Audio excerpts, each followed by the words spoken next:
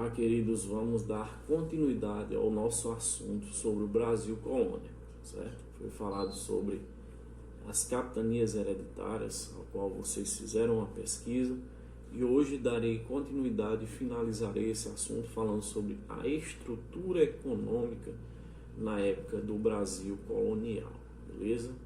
Então, a estrutura econômica do Brasil nesse período colonial estava baseada no mercantilismo ou capitalismo comercial. Por sua vez, este era caracterizado por um conjunto de práticas econômicas adotadas pelos estados europeus, incluindo Portugal.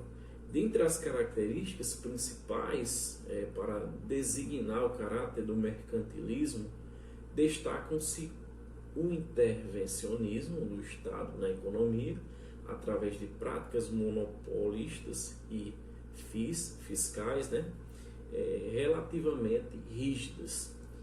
O metalismo, que era a busca do acúmulo de metais, a balança comercial favorável, quando o país tem a maior exportação de produtos do que a importação, certo? Vimos isso aí na época do antigo regime. Para os estados com grandes colônias, com os países ibéricos, havia também o sistema colonial do mercantilismo. Uma das características deste sistema foi denominado de pacto colonial, no que as colônias deveriam manter exclusivas relações comerciais com sua metrópole. Aqui no Brasil, esse pacto durou séculos e só terminou após a chegada da família real, foi em 1808, quando promoveram a abertura dos portos e outras nações em 1810. Você sabia que durante muitos anos os estudiosos pensavam o pacto colonial como uma relação extremamente rígida do comércio entre a metrópole portuguesa e suas colônias? Caracterizado pelo exclusivo mercantil, em relação, significava que a colônia somente poderia comercializar com sua metrópole. Entretanto, há algumas décadas que essas antigas visões de um pacto colonial extremamente rígido entre a metrópole portuguesa e a colônia do Brasil estão sendo revistas pelos historiadores, mediante a constatação de existência de estratégias de negociação entre os poderes da colônia e a coroa portuguesa. Em outras palavras, o exclusivo mercantil existia, mas não foi rigorosamente aplicado.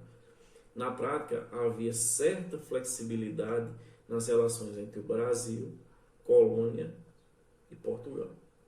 No âmbito econômico, político, social e cultural, o Brasil também mantinha ligações com territórios lusos na África, que era Angola, Moçambique, Costa da Mina, e na Ásia, Goa, Macau e Malaca. Todos eles também membros do Império Português. Isso se deu porque gradativamente, com o passar do tempo, foi sendo criada toda uma rede que conectava esses distantes espaços entre si, o que comprova a dinâmica existente entre as próprias colônias e não somente entre as colônias e metrópole. Os principais produtos que fizeram parte do sistema de exportação da colônia para a metrópole foram o pau-brasil, a cana-de-açúcar e minérios, que seria o ouro. A extração do pau-brasil foi a primeira atividade a ser realizada com a chegada dos portugueses. Já nos primeiros anos do século XVI, alguns anos depois, com o estabelecimento do processo colonizador, a cana-de-açúcar foi introduzida pelos portugueses nas terras brasileiras, especialmente no Nordeste, para se produzir o açúcar. É bom lembrar que no ano de 1630, os holandeses invadem o Nordeste brasileiro em busca do controle da produção açucareira. Eles passam 24 anos nesse território quando finalmente são expulsos em 1654. Por fim, no final do século XVII, os colonizadores descobriram e extraíram ouro na região de Minas Gerais. Todos aqueles 3 produtos foram exportados por sucessivos anos, né, do Brasil para a Europa e tiveram como base o trabalho escravo, tanto de indígena quanto dos africanos, né? Como veremos no trecho da nossa viagem, dessa explicação. Devido à importância econômica dos produtos acima, que eu falei, por vezes não se dá muita atenção às atividades que contribuíram para dinamizar a economia da colônia, principalmente no âmbito interno.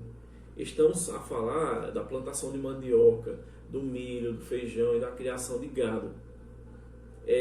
A questão da criação de gado ela é mais falada do que as demais, pois foi importante para o processo de interiorização dos sertões, nos sertões do Brasil, né? Já que fazendas de gado foram sendo instaladas nesse território. Além de dinamizar a economia interna e de serem essenciais para a alimentação da sociedade colonial, alguns dos produtos originados das atividades acima, a qual eu falei, chegavam também a tomar rumo no mercado externo. Era o caso do exemplo da farinha de mandioca e da carne de gado, que poderia ir para Portugal quanto para as colônias na África, como Angola. Além das relações com Portugal, outro ponto importante a ser destacado é a conexão existente entre o Brasil e a África, já que isso contribuiu para a formação colonial. Não se pode pensar em Brasil sem pensar em África. Vocês concordam? Porque essa ligação entre as partes, né, era muito forte. Por exemplo, no bojo do tráfico de escravos, outras mercadorias passaram a circular entre 2 localidades. Como diz vários historiadores, incorporar os eventos transcorridos em Angola, na África, a narrativa dos eventos brasileiros é como descobrir o lado escondido da lua, a metade oculta da história do Brasil. Você sabia que durante o período colonial, Pernambuco teve uma participação importante na exportação de produtos? Não só para Portugal, que era o pau-brasil, o açúcar, o algodão e o couro, mas também para Angola, na África. Vocês sabiam disso? Bom, daqui para lá seguiam carne seca de gado, madeira, cavalo, farinha de mandioca, entre outras.